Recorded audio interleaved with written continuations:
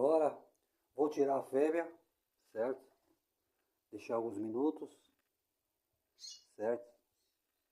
Agora vou tirar a fêmea para ver a reação do coleira, certo? Vou levar a fêmea.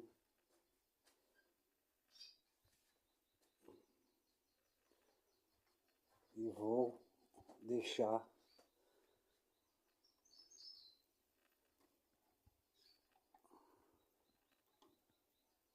ela separada do coleira. Então, vamos lá. Vamos ver agora o que vai acontecer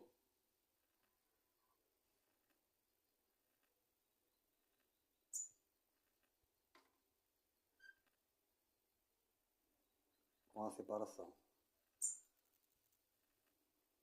Coleira bonita, né, rapaziada?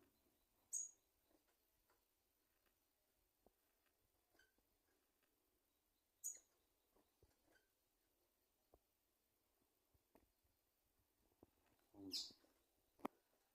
Vamos ver se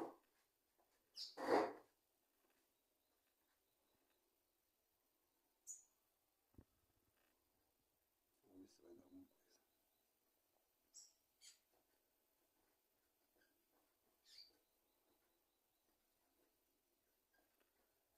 Só fica no chamado, tá vendo?